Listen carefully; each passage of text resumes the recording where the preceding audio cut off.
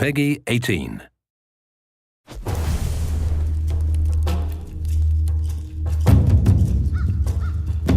The Stone Age is a very primitive time where man had to rely on a lot of different tools in order to survive and to hunt. And so around 13,000 years ago, man started to work with other animals, wolves, in order to hunt down savage beasts like the mammoth and this kind of thing. And so we looked at what we had in Far Cry, and historically we have a very rich wildlife, and we started to investigate the possibility for the player to tame the wild beasts that we would create in Oros.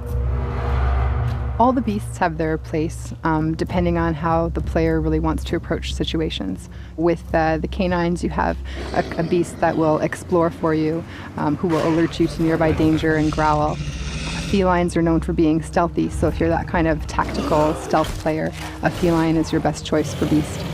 The bear is your quintessential tank. It's going to take all kinds of aggro off of you if you encounter hostile enemies in the world.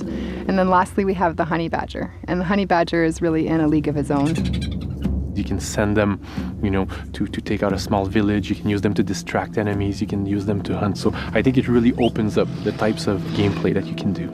I was playing last night and I had a great moment where there was a small village with a couple of people. And I just went in with my saber-toothed tiger and just slowly, one by one, we were picking out enemies. It was just such a good feeling. In Far Cry, when you come across a situation, you always want to recon it first. And you can do that from your point of view as Takar, but you can also send in your owl, who is going to act as your recon tool. He can view outposts from above, he can mark enemies, he can bomb enemies if he wishes. And the owl also has a specialized aerial attack.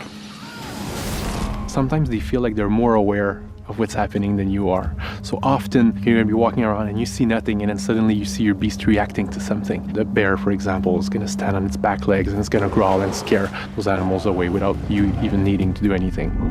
It's a very different experience because usually in Far Cry it's a little bit more lonely. It's you against everything. So the ability to have your beast at your side, it's very rewarding. You now have a companion, you have a friend, you have a protector that will travel with you through the land and help you fight for survival.